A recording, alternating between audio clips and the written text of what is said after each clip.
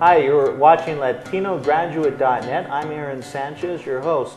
Today we have a very special guest, an individual that has taken a publication, a magazine, and with the help of others been able to mass produce it, and it's gotten great reputation right now. In fact, his name is Ayal Korczak from Lateen Magazine. Thank you so very much for joining us today. Pleasure. Tell us, Lateen Magazine, what is it? Well, I taught middle school for 5 years in Denver, and I couldn't get my kids excited about reading.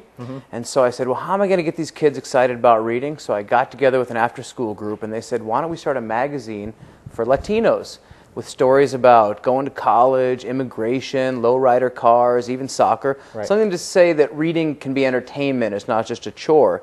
So we got together, and they came up with a name and the concept, and we launched a magazine for Latino teenagers. Wow, that's inspiring. How many were involved in that?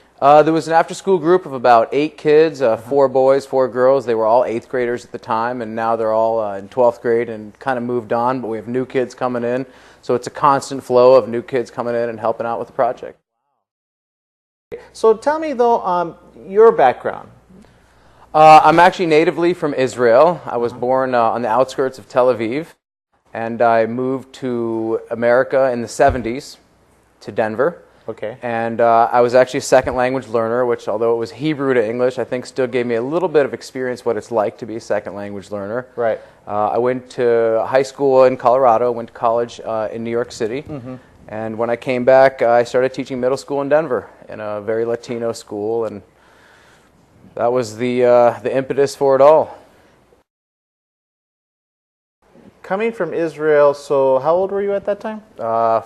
Or maybe you don't want to give us your age, but you were 4. So your parents, was there a culture shock there, or?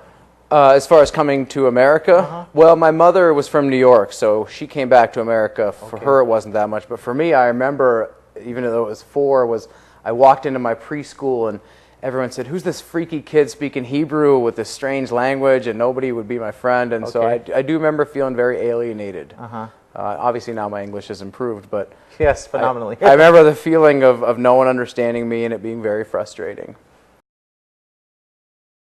Well, and I'm sure many that are watching this have gone through that same thing. So tell me, how do you think you overcame, or did you let it get to you? What did you tell yourself? Well, I think the secret for me was to, obviously since no one else spoke Hebrew, to force myself to learn English by making friends with kids who spoke English. And by that way I was forced to learn to talk. I couldn't communicate with them in Hebrew. I think for Latinos in America today, that's not quite the same situation since a lot of their friends also do speak Spanish. Right. But I think that nonetheless, to really acculturate to the English language, it does require a relationship with an English speaker, whether it's a teacher or a parent. But you have to just practice speaking to become proficient at it. Okay. Why teaching? Well, I think for me, the teaching was appealing because of the mental challenge of it. You can go to your teaching job each day and say, oh, I'll give them a map and they'll color it. Or you can come on each day and say, I'm going to try and put together a lesson that's going to challenge the slower learners, the medium learners, and the fast learners. It's going to attack 3 or 4 different skill levels. I'm going to keep the kids in line. And all those things put together, to me, is an incredible mental challenge that renews itself every day. Every morning you can go in there and say, you know, I'm going to teach the Revolutionary War in a totally new way today. And it's very challenging, and it's hard. And you have to say, well, these learners are going to do this, and these learners will do this. So I think that was, to me, what drove me to teaching, was that challenge. And of course, so fast forward us now back to what, again, writing a publication as a home. How did you come up with that idea? Most teachers, I'm sure, probably said, I should have thought of that. Right. I think a lot of teachers did hit that wall when they spoon-fed My Brother Sam Is Dead or some book full of white kids, Latino kids, and the kids say, I don't want to read this book about white kids. And so I think a lot of teachers have come pretty close to that point going, well, where's the story about soccer or immigration or reggaeton that seems to be missing? And for me, it happened one day. I went to 7-Eleven and I said, I'm going to Xerox a story for my kids. my students. Yes. And I looked at the magazine rack, and there were 100 teen titles there with every possible demographic except for Latinos. And I stood there and I couldn't believe it. I said, there's so many Latinos out there. There's not a magazine for them. And that was when the idea hit me, maybe it's time. When you were younger, I asked this of all my guests, what did you aspire to be? Sometimes people say, I want to be this or that. Right, I had no idea I wanted to publish a magazine. When I was a kid, I think I wanted to be an investment banker. An investment banker? My grandfather was a banker type, and I think I wanted to work in the business world, and I don't even know what they do exactly, but okay. That was my dream, to wear a suit and be on Wall Street and do all sorts of fancy money things. That was my dream. So at what point did you see that not happening?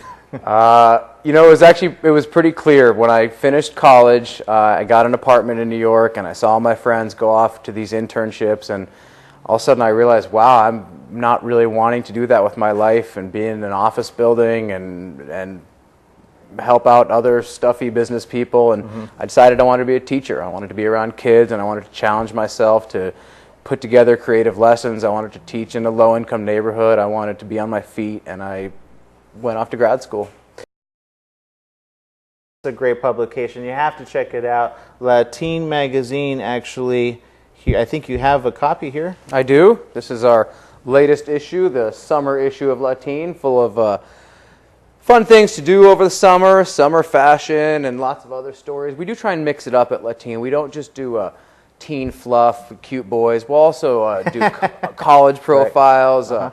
We'll talk about animals in the rainforest. And in fact, a lot of the mail that we've gotten coming in from teens says that that's what they really like, that it's not just teen fluff. Yes. That we have a lot of other articles. I noticed that. And you go, oh. Especially when sometimes you come across people that tell you, why are you doing this? And did you have any type of negativity coming at you? Absolutely. People tell me Latinos don't read, Latinos won't buy magazines. Wow. Magazines are a dying media venue. Everything's going digital. I mean, I've had a lot of people tell me that this is not a lucrative way to make money.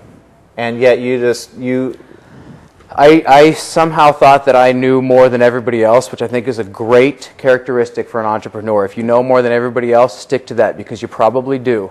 And everyone will tell you that you don't, but I think if you believe and you've done your research and you know what you're doing, then don't listen to anybody else, because you know it better than anybody.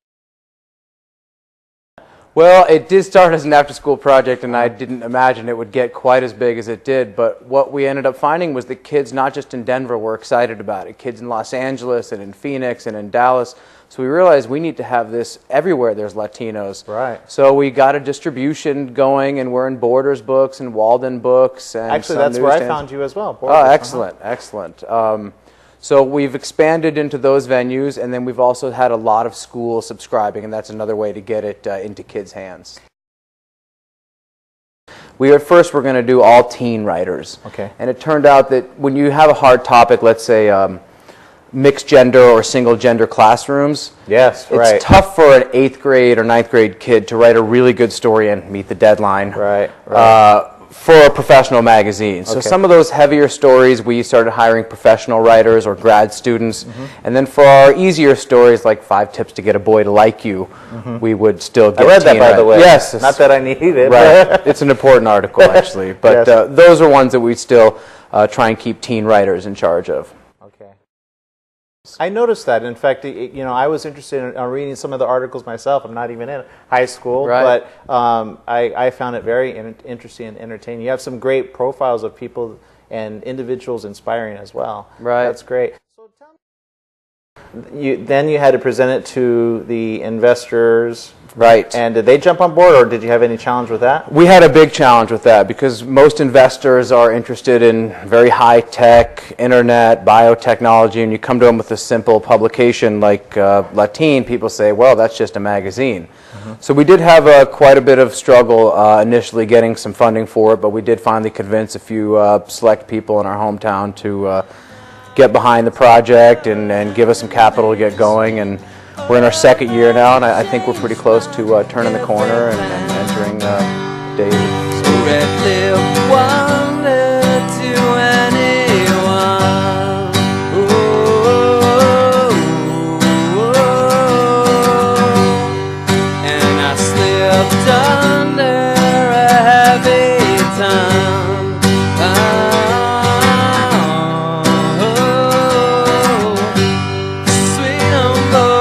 time.